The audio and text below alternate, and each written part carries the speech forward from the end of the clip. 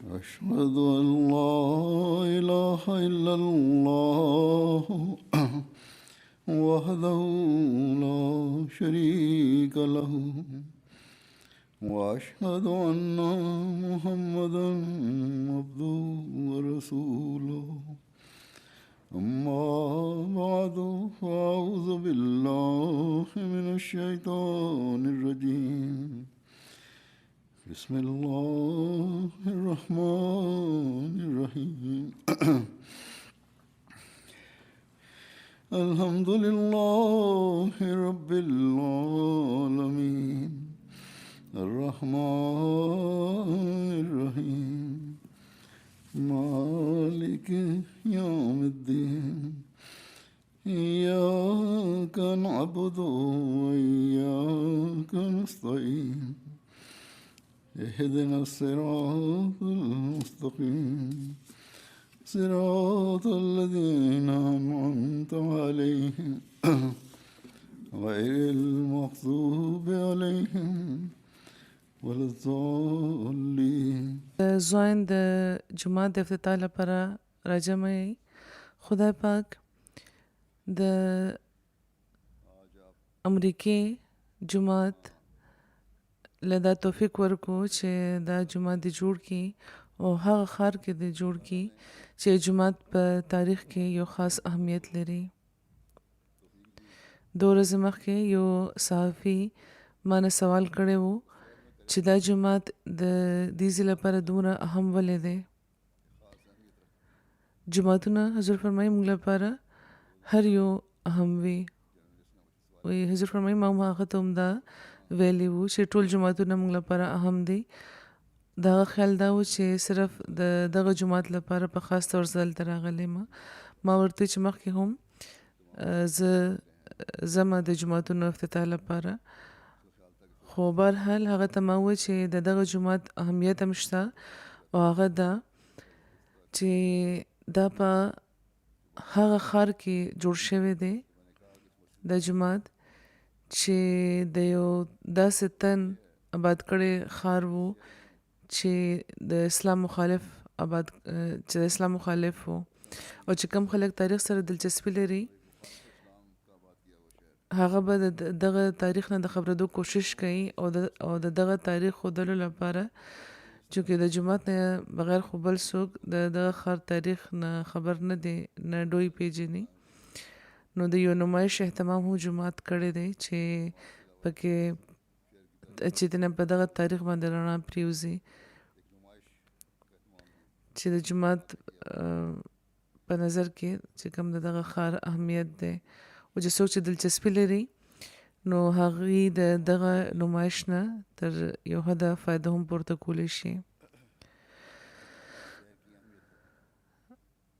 شاید چې هغوی به دې باره کې یو مضمون هم سبا لیکي. خو به هر حال لکه څنګه چې ما ووی چې د دغه ښار تاریخي اهمیت او یو تشه د نامې دعویدار او بیا د هغه د حضرت مسیح موعود علیه السلام خلاف غلطه ژبه استعمالول او بیا د هغه ختمېدل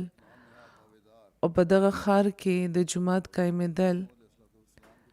دا هر احمدي دې ته مجبوري چې هغه د خدای پاک شکر دی وکړي او پکار دی چې هغه د خدای شکر وکړي. او نو ځکه د رسول کریم صلی الله علیه و وسلم د ارشاد مطابق موږ د دغه ښار د خلکو هم مننه کوو چا چې باوجود له دې چې په سر کې کونسل د جومات د تعمیر مخالفت کړی و، انکار یې کړی و، خو خلک زموږ په حق کې راپاڅېدو او کونسل یې مجبوره کړو چې هغه د موږ له د جومات د تعمیر اجازت راکړي. نو د رسول کریم صلی الله علیه و وسلم دا ارشاد دی چې څوک د خلکو شکریه نه څوک د خلکو شکر نه کوي، د خلکو مننه نه کوي، هغه د خدای پاک هم شکر گزار نه وي. نو دغه ارشاد د لاندې موږ ته د هغه عظیم خدای شکریه کول پکار ده چا چې موږ له دغه جومات د جوړولو توفیق راکو. نو په دغه لحاظ دا مونږ احمدیان لپاره صرف د یو خوشاله ورځ نه ده بلکې د انتهایی شکرګزارۍ ورځ هم ده چې یعنی د هغه خدای د شکرګزارۍ ورځ چې مونږ له دغه جومات د جوړولو سره سره د زمانه د امام او د رسول کریم صلی الله علیه و آله وسلم د رښتونی عاشق د صداقت یو ژوندی نشانه مو ښودلو د تاریخ په پاڼو کې هم چې کم د هغه زمانه تاریخ دی حضور فرمایي د هغې نه به هم یو څو خبرې بیانوم چې تنه د دغه اهمیت او د حضرت مسیح موعود علیه السلام د صداقت او د خلکو له طرفه د هغې د منلو پته چلی او څومره چې موږ شکرګزاره جوړیږو هم هغه عمره خدای پاک و موږ باندې خپل فضلونه موږ ته خپل فضلونه بخي موږ له بخي خپل فضلونه او حضرت مسیح موعود علیه السلام د صداقت نشانو په موږ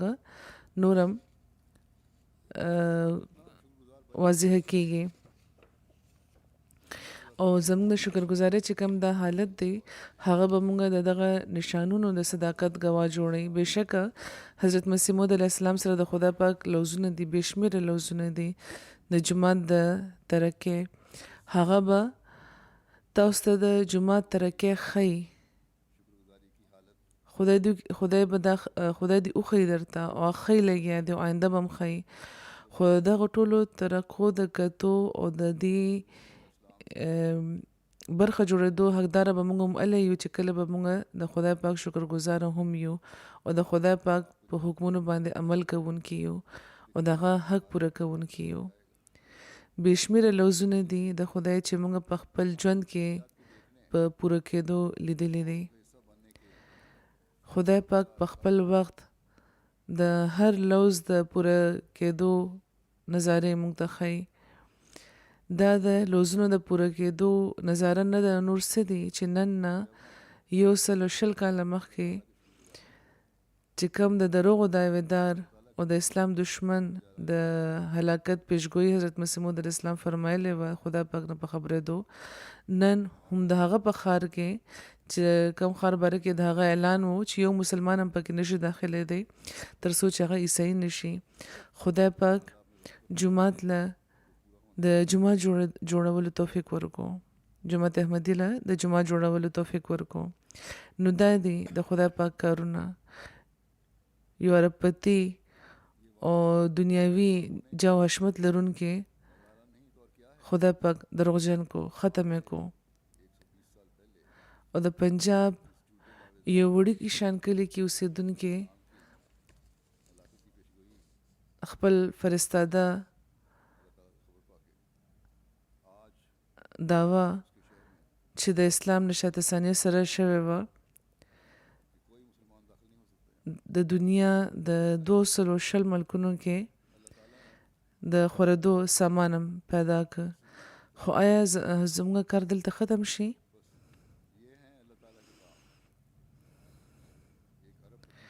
آیا عمده کافي دي چې د امریکې یو وړوکي شان ښار کې موږ جومات جوړ کړو او جومات ته ترقي ملاوه شوه نه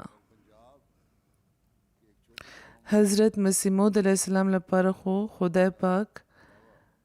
پوره دنیا د عمل میدان جوړه کړې وه موږ خو به واړه ښارونه لوی ښارونه او ملکونه د حضرت مسیح موعود د رسول کریم صلی الله علیه وسلم غلامۍ کې راولو که موږ خپل وسایل وګورو نو دا یو ډېر لوی کار ښکاري خو خدای پاک د هر څه نه باوجود موږ ته سپارلی دی دا کار او دا هم د خدای حضرت مسیح موعود علیه السلام سره لوز دی خو هغوی فرمایلی دي دا ټول کارونه چې کوم کیږي لګیا دي دا معمولی کوشش دی زمونږه دې سره په اصل کې خو د دعاګانو حاجت دی په دعاګانو به دا کارونه کیږي. نو دا اهمه خبره مونږ ته تل د نظر وړاندې ساتل پکار ده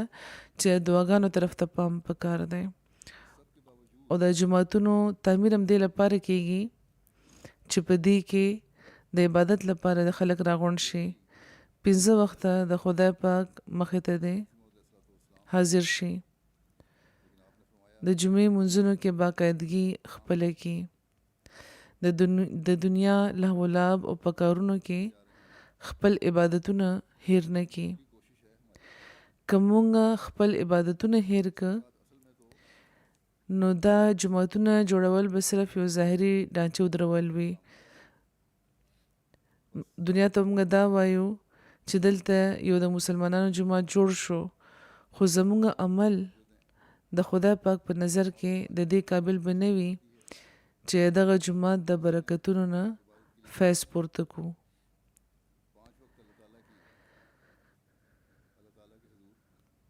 یا مونږ د حضرت مسیح موعود علیه السلام په مددګارانو کې شامل شو. هغوی خو فرمایلی دي چې په مسلسل دعاګانو زما مددګار شئ چې مونږه د خدای پاک فضلونه زر تر زره په پوره کېدو ووینو. نو نن مونږ کې د هر تن دا کار دی چې د مقبول دعاګانو لپاره خپل عبادتونه د ژوند برخه کو. خپل ماشومانو ته هم د عبادت عادت دغوی هم جوړ کو. د خدای پاک ښودلې شوې طریقې مطابق خپل منځونه ښه ښایسته کو. ښه په اخلاص د خدای پاک مخې ته ټیټ شو او د هغه نه د نورو فتوحاتو خیر وغواړو. څومره خوش قسمته به وي مونږ کې هغه خلک چاته چې دا هر څه حاصل شي او بیا هغوی د خدای پاک د فضلونو باران په ورېدو وګوري. که مونږ د خپل عبادتونو معیار اوچت کو، دین په دنیا باندې مقدم کو، نو حضرت مسیح موعود علیه السلام سره د خدای پاک چې کم لوزونه دي هغه لوزونه به مونږ په خپل ژوند کې وګورو چې پوره کیږي. په خپل ژوند کې مونږ هغه په پوره کېدو وګورو. نو مونږ ته د خپلو د حالتونو طرف ته د پام اجت دی. دغه ترقي یافته ملکونو ته چې راغلي نو په دنیا کې ورک نه شي. اوس حضور فرمایي چې 13 موده کې نوي پناه اخیستونکي دلته راغلي دي، نو په دنیا کې ډوب نه شي. دلته هر جوړېدونکي جماعت په کار ده چې یو نوی جوش او ولوله او د خدای پاک سره یو تعلق زموږ دننه پیدا کوي. خدای پاک خو خپل لوزونه به پوره کوي، خو هسې نه چې زموږ د عملونو په وجه د دغه لوزونو د پوره کېدو وخت لرې شي یا د چا بل چا په ذریعه د هغه پوره شي. وروسته چې کوم یا نور خلک راځي د هغې په ذریعه او موږ محرومه پاتې شو. رسول کریم صلی الله علیه وسلم سره د خدای پاک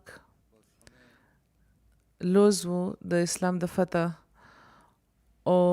خدای پاک باندې د رسول کریم صلی الله علیه وسلم نه زیات څوک کېدی شي، کم نبي کېدی شي، هغوی ورته ګران دي. خو د دې نه باوجود د بدر د جنگ په موقع د هغوی جړا او زاری، عجز، ویره، خشیت او دعا یو عظیم مقام ته نه ورسېدلې.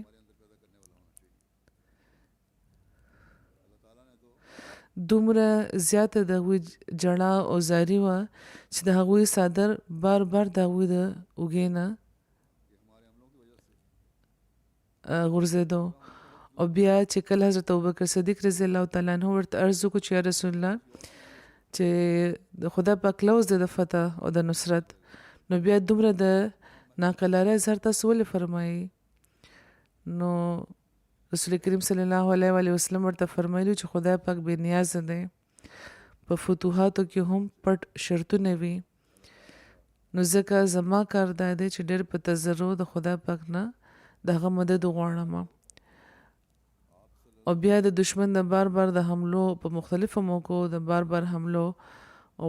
په هر طریقه د نقصان رسولو نه باوجود په د یو څو کالو پس خدای پاک چې کومه فتح ورکا نو هغه شان عظیمه فتح نه تاریخ کې نه تاریخ چرته لیدلې و نه اورېدلې و چې د ژوند دشمنان صرف دا نه چې مسلمانان شو بلکې د هغوی عاشقان شو او خپل ژوند د هغوی نه د زارولو عملي تصویرونه و بیا هغوی او په دنیا باندې دا ثابته کړه چې یو دشمن هم زموږ د لاشونو نه تېرېدو نه بغیر تر رسول کریم نشي رسېدی او چې د چا په قسمت کې ذلت او رسوایي لیکلې شوې وه خدای پاک هغې تباه او برباد کړل حضرت مسیح موعود علیه السلام فرمایي چې دا د هغه فانی فی الله دعاګانې وې چې دا انقلاب یې راوستی و نو نن هم د فانی فی الله غلامان د فانی فی الله چې کوم رښتونی غلام و د هغې دعاګانې دي چې په خپل وخت به پوره کیږي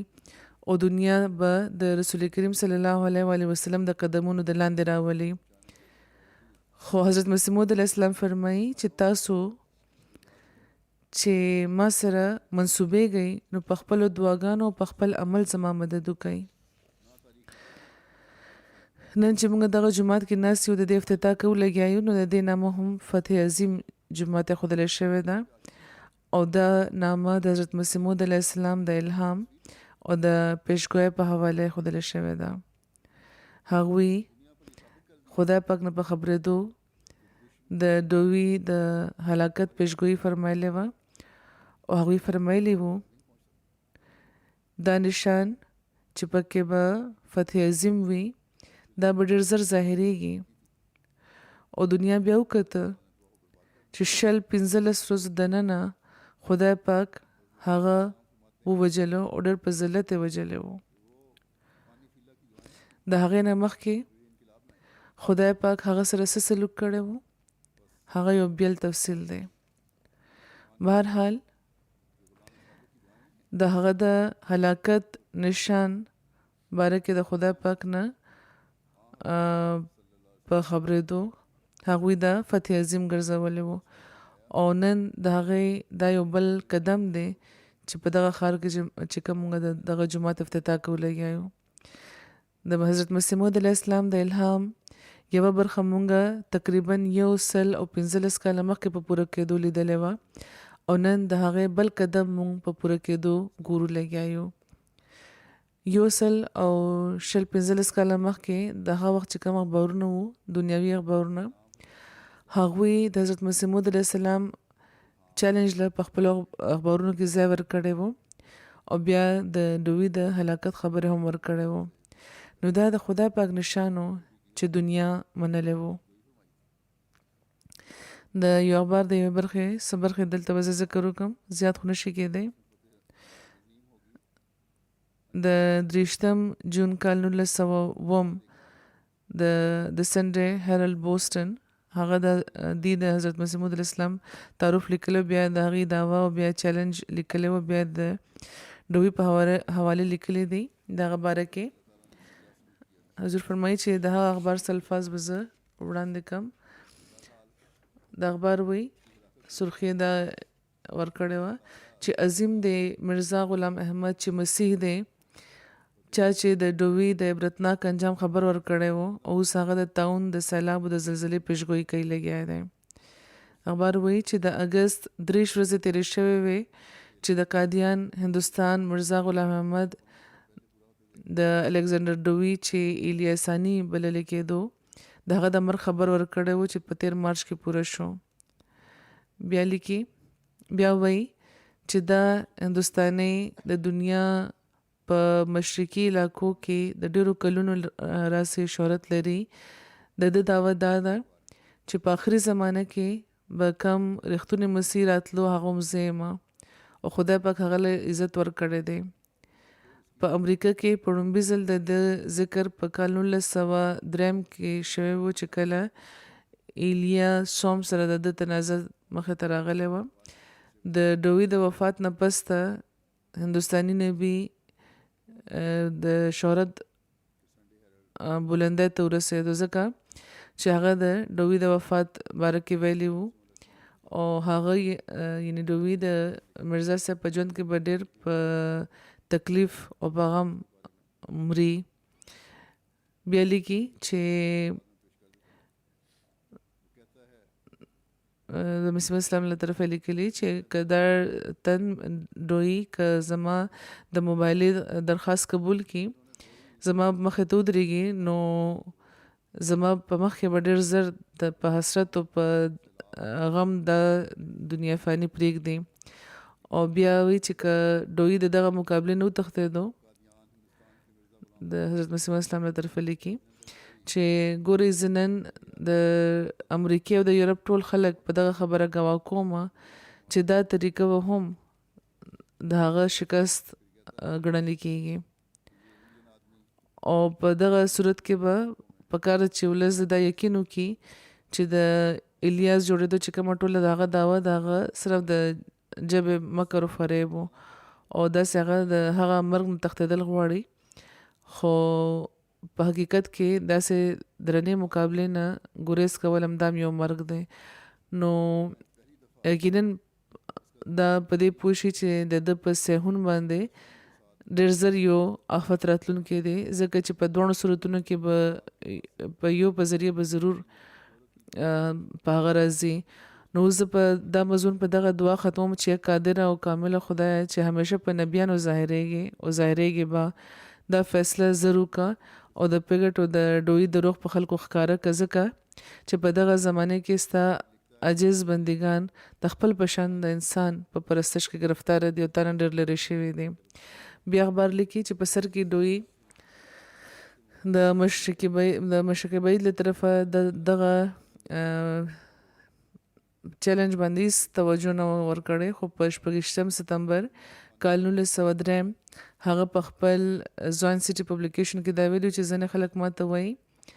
چې خلک ځینې وخت ماته دا وایي چې ته دغه شان خبرو جواب ولې نه کوې نو زه ورته وایم چې تاسو دا ګڼئ چې زه به دغه شان د ماشو د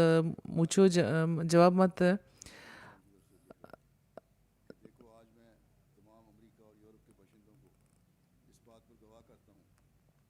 داسې د مچانو د ماشو جواب ماته کول پکار دی که زه خپل خپه په دې کېدم نو دوی به چخني کامه زه دې له موقع ورکوم چې دوی د یا والوزي یا د ژوندي پاتې شي. یعنې صرف یو ځل هغه په څه طریقه دا ظاهره کړه چې هغه د مرزا غلام محمد د وجود نه خبر دی او هغه مرزا صاحب ته بیوقوف محمدي مسیح په نامه دغه ذکر کړو نعوذ بالله. او په 12 دسمبر کال 1903 هغه لیکي چې زه د خدای نبی کنه یم نو د خدای په ځمکه بل څوک هم نشته. د هغې نه پس چې کوم راغلی جنوري واقع کې هغه لیکلي چې زما دا کار دی چې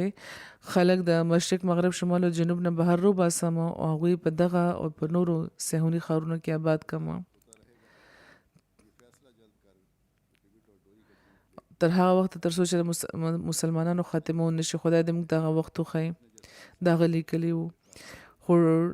یعنې ډوي لیکلي وو خو مرزا صاحب هغه له په سختۍ چیلنج ورکړی و. اخبار بیا لیکي چې مرزا صاحب ورله په سختۍ چیلنج ورکړی و چې خدای نه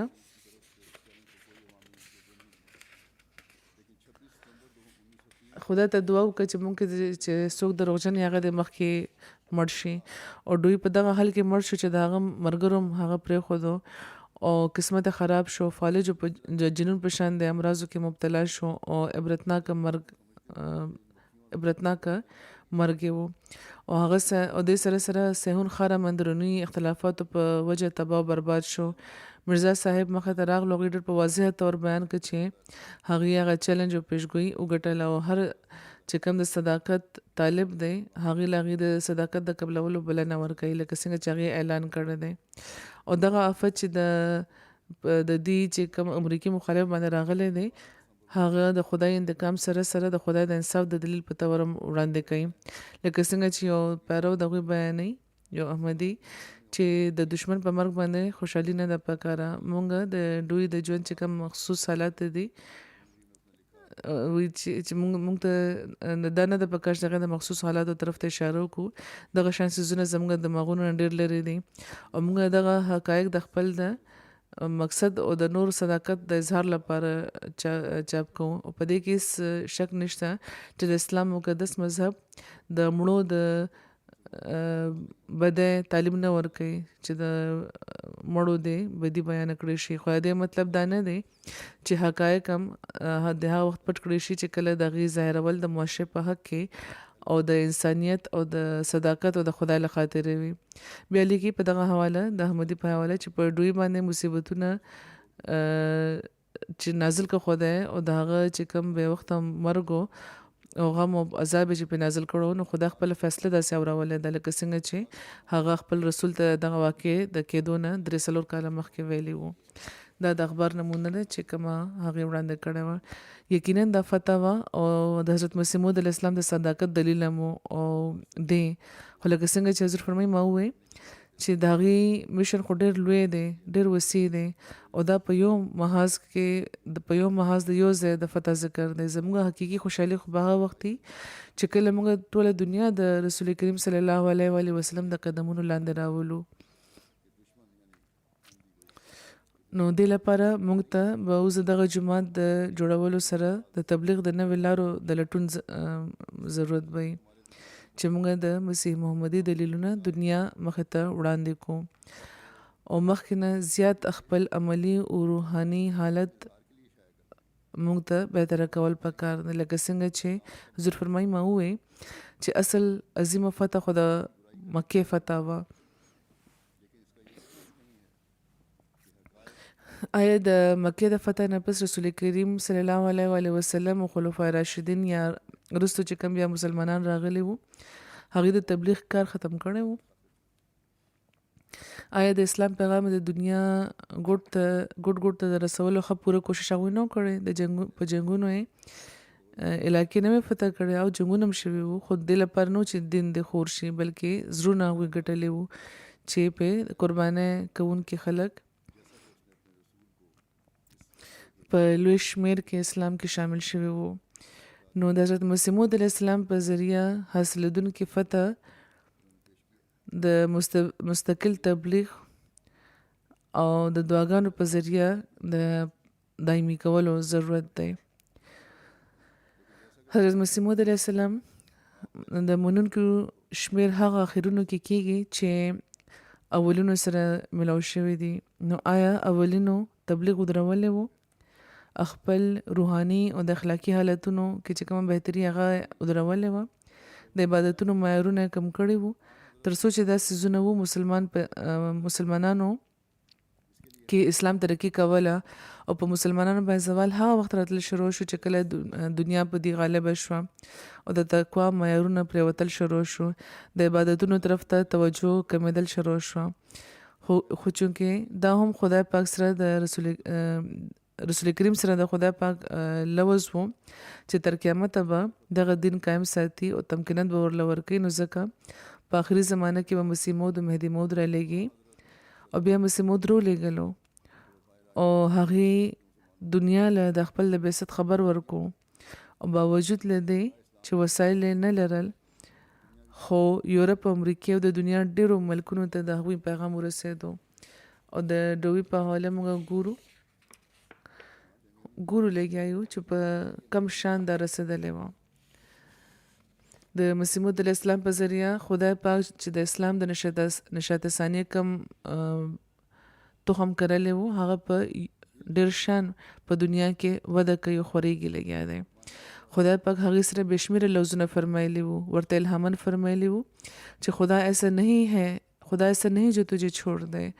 خدا تجھے غیر معمولی عزت دے گا لوگ تجھے نہیں بچائیں گے پر میں تجھے بچاؤں گا چې خدای داسې نه دی چې تا پرېږدي خدای به تعالی غیر معمولی عزت درکوي خلک به تا نه بچ کړي خو زه به تا بچ کوم همدغه شان بې شمېره لفظونه دي چې خدای پاک هغې سره کړي وو او د جومات د 100 او د 33 کالو تاریخ د دغه خبرې ګواه دی چې څنګه خدای پاک خپل لفظونه مسلسل پوره کوي لګیا دی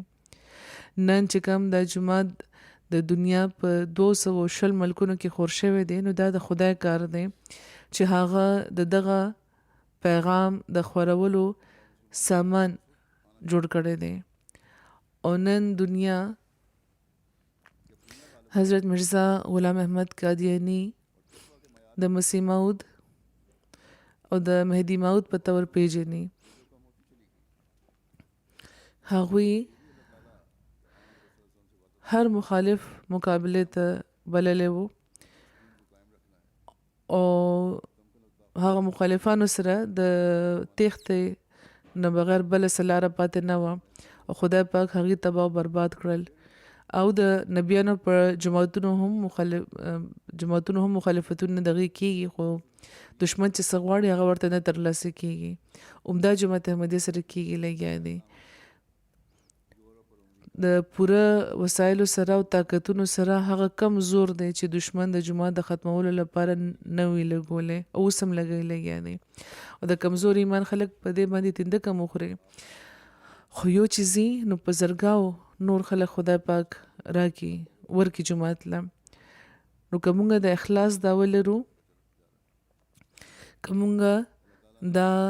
اعلان کوو چې حضرت مرزا غلام احمد قادیانی هغه مسیح موعود دی او مهدي موعود دی چې چا د راتګ پیشګویي رسول کریم صلی الله علیه وسلم فرمایلی وه، نو بیا به د خپلو ټولو صلاحیتونو سره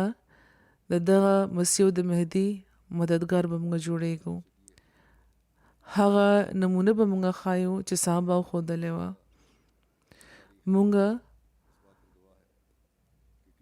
مسلمانان هم په دین واحد باندې راغونډو او د هغې ترمنځ چې څونه بدعتونه دي هغه به ختمو او غیر مسلمه به هم د اسلام د ښایسته تعلیم نه خبرو او هغوی به د یو خدای عبادت کوونکي او د رسول کریم صلی الله علیه وسلم باندې درود ویونکي جوړو. علم موږ د حضرت مسیح موعود علیه السلام د بیعت حق پوره کولی شو. ګینې زموږ د بیعت چې کومې دعوې دي هغه هسې کمزوري دي. دې لپاره به پکار وي چې موږ د خپل د عبادتونو معیار اوچت کړو. ګینې جماعتونه جوړول خو بې مقصده وي او دا عمله کیدی شي چې کله موږ د خپل د ژوند مقصد وپېژنو. د ژوند مقصد څه دی؟ حضرت مسیح موعود علیه السلام فرمایي چې انسان د خپل د ژوند مقصد په خپله نشي مقررولی، دا خدای دی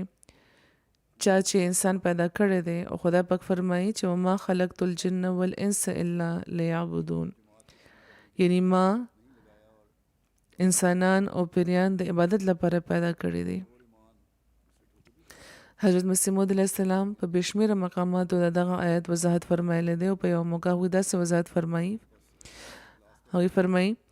چې اصل غرض د انسان د خلقت دا دی چې هغه د خپل رب وپېژني او د هغه فرمانبرداري دې وکړي، لکه څنګه چې خدای پاک فرمایلی دی وما خلقت الجن والانس الا لیعبدون، چې ما جن او انس پیدا کړي دی لپاره دی چې هغې دې زما عبادت وکړي. خو د افسوس خبره دا ده چې اکثر خلک چې دنیا ته راځي هغې د بالغ کېدو نه پس ته په ځای د دې چې خپل فرض وپېژني، په خپل فرض پوه شي، د خپل د ژوند غرض او غایت په د نظر وړاندې وساتي، هغې خدای پرېږدي او د دنیا طرف ته مایل شي او د دنیا مال او د دنیا عزتونه د هغوی داسې خوښ شي چې د خدای برخه پکې بیا ډېره کمه وي او د ځینو خلکو په زړونو کې خو ډوبي نه، هغوی هم په دنیا کې هغوی مشغوله شي، پکې فنا شي او خبرېږي نه چې څوک خدای هم شته. او هغه وخت خبرېږي چې کله د روحونو قبض کوونکي راشي او د هغوی ژوند اخلي، چې کله د مرګ وخت پرې راشي. موږ چې د زمانې د امام د منلو دعوه کوو نو زموږ دا کار نه دی چې موږ داسې ژوند تیر کړو. موږ د خو دغه ژوند د مقصد د پیژندلو کوشش کول پکار دی او د عبادت حق پوره کول پکار دی. د دغه ښایسته جومات طرف ته د خلکو پام به عمله جوړېږي او د حقیقي اسلام او د اسلام پیغام په حقیقي رنګ کې به موږ مخکې بوتلی شو چې موږ د مسیح موعود او د مسیح موعود مشن به موږ پوره کولی شو چې کله موږ په کوششونو په خپلو کوششونو د خدای پاک د مرسته د ترلاسه کولو کوشش وکړو. دا تر هغې نشي کېدی تر څو چې موږ د خپلو عبادتونو حق پوره کوونکي نشو. نو هر احمدي ته په دې سوچ پکار دی او د خپل د ژوند برخه جوړول پکار دی چې هغه به د خدای د عبادت حق پوره کوي چې د خدای فضلونه د جذب کی او خپل دنیا او عاقبت د پخه کې نو نن دغه د جمعات پرانیزه به عظیم عملوي چې کله موږ دغه حقیقت پیژنو چې زموږ د ژوند مقصد څه دی ګینه په دنیا کې بشمیره جماعتونه دي چې خسته دي ډېر اعلی دي خو هلته راتلون کې خپل د پیدایش مقصد پوره کون کې نه دي عبادت صرف دومره نه دی چې یو زر 15 منځونه یا 100 منځونه لکه د ټونګو څنګه چې ټونګې والی کېږي شان دی وکړی شي بلکې عبادت دی چې کم د مونځ حق دغه د پوره کړی شي هغه د په خاصه طریقه وکړی شي رسول کریم صلی الله علیه وسلم یو تن ته درسلور ځل بار بار د مونځ ویلو د مونځ کولو د لپاره ویلی وو چې دغه په نظر کې هغه د مونځ حق نه پوره کولو لکه څنګه چې خاصه مونځ کول پکار دغه شان هغه نه کولو نو منځونه داسې کوي چې د منځونو حق په پوره کیږي په دې بیا موږ د خدای پاک قرب ترلاسه کیږي او دغه شان عبادتونه هم بیا قبليږي چې کله د بندګانو حق هم پکې د خدای پاک د بندګانو حق هم پکې پوره کیږي کم خلک چې د خلکو حقونه وي خدای پاک فرمایي چې دغه موزونه دغه لپاره د هلاکت سامان دی هغه دا ورته په مخ وشتل کېږي نو زموږ مقصد جمعتونه آبادول دي او د خدای پاک په حکمونو باندې روانېدل او آبادول دي او د خدای پاک د رضا د ترلاسه کول لپاره دا کول دي او په کار د چې داسې وي کم دن چې حضرت مسیح موعود علیه السلام له چیلنج ورکړ هغه څه غوښته هغه د دین په نامه په دنیا کې خپل حکومت غوښتو او د لپاره هغه د مسیح علی السلام نامه استعمال کړي و ډېر داوی کړي وي چې هغه مسیح محمدي سره دا وکي او هغه به وکي لکه څنګه چې ما د یو اخبار په حواله بیان هم کړ او چې خو چې کله حضرت مسیح موعود علیه السلام هغه له دعا چیلنج ورکو نو بیا د هغه انجام ظاهر شو دنیا په هر طریقه د دوی ذلت او رسوایی وکړه دومره واضح نشان ظاهر شو چې اخبارونو هم اعتراف وکړو ځکه چې د نه بغیر بل څه لاره نه وه او هغوی مجبور شو چې حضرت مرزا غلام محمد عظیم وګرځوي خو آیا د دغه عظیم فتح په خوشحالۍ کې موږ صرف یو یادګار جمعه جوړ کو په دې خوشاله شو لکه څنګه چې ما وویل چې موږ د حضرت مسیح موعود علیه السلام د دعاګانو میوه خوړلې ده او خورو لګیا یو خو حضرت مسیح موعود علیه السلام خپلو منونکو ته په هغو قدمونو د روانېدو تلقین فرمایلی دی چې د خدای پاک سره د تعلق پیدا کوونکي لارې دی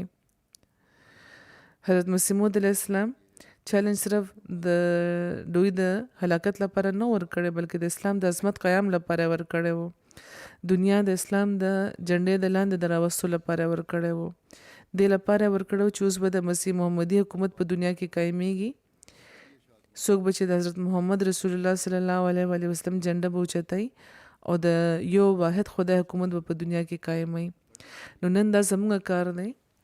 یعنی دا کم خلک چې دعوه کوي چې د مسیح موعود په جمعات کې موږ شامل شوي یو او د مسیح محمدي پیغام به د ملک په ګډ ګډ کې خور کو دا زموږ کار دی د خدای پاک وحدانیت په دې ثابت کې دا کار به الګ کیږي چې زمونږ خپل هم د خدای پاک سره یو تعلق مونږ پیدا کوو تقوا کې چې مونږ مخکې کېږو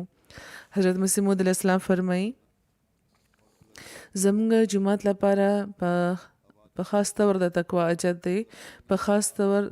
دی وجه هم چې هغوی یو داسې تن سره تعلق لري چې دعوه د ماموریت لري دې لپاره چې دا خلک چې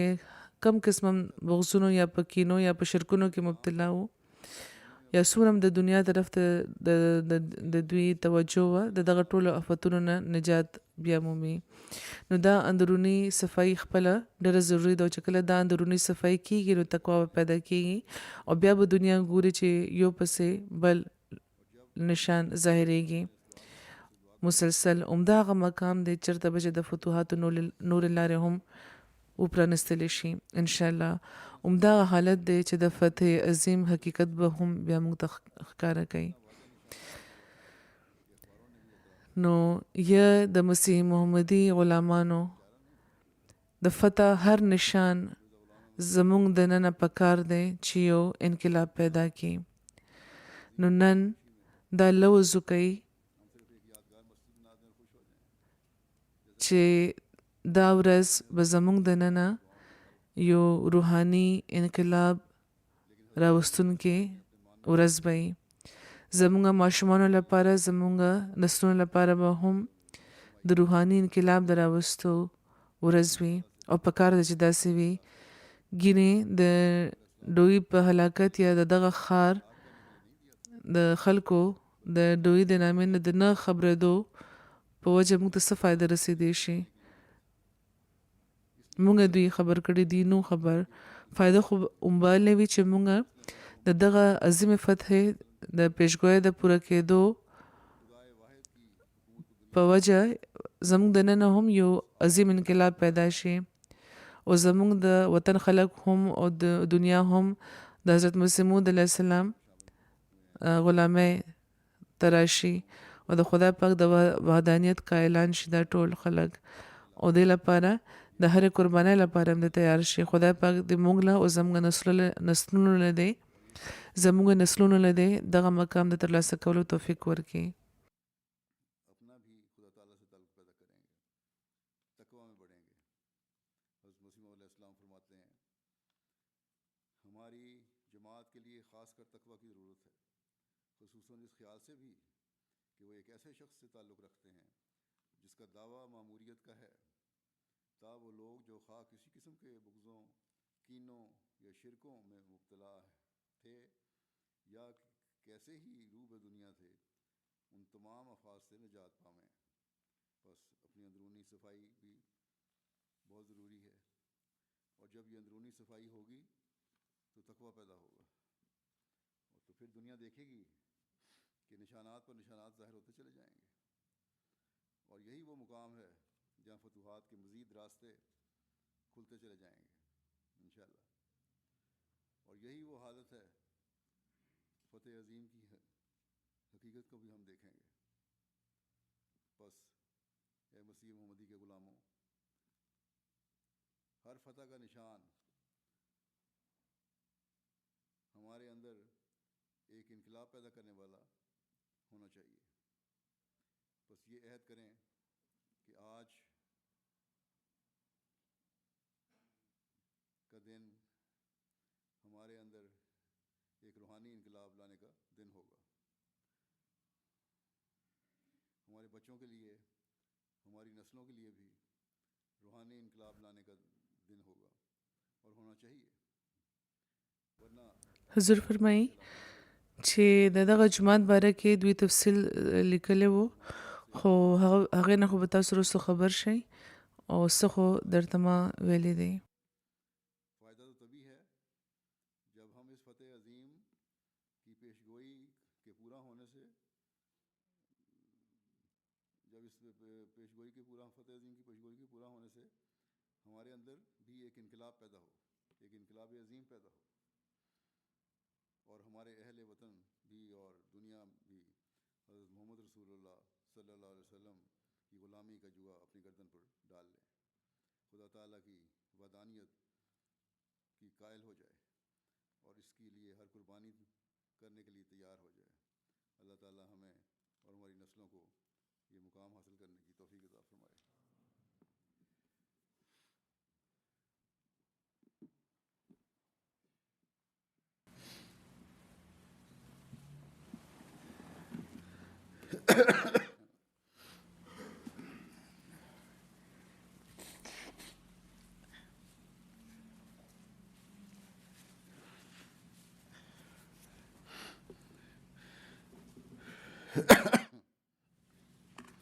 अल्हम्दुलिल्लाह.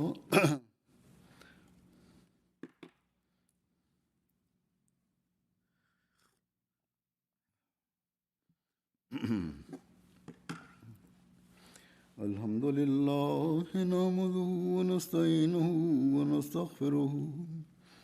व नुमिनु बिही व नतवक्कलु अलैहि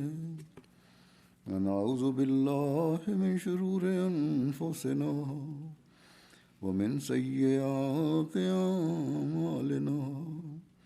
من يهده الله فلا مضل له ومن يضلله فلا هادي له ونشهد أن لا إله إلا الله ونشهد أن محمدا عبده ورسوله عباد الله رحمكم الله إن الله يأمر بالعدل والإحسان وإيتاء ذي القربى وينهى عن الفحشاء والمنكر والبغي يعظكم لعلكم تذكرون اذكروا الله يذكركم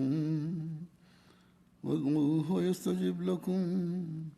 ولذكر الله أكبر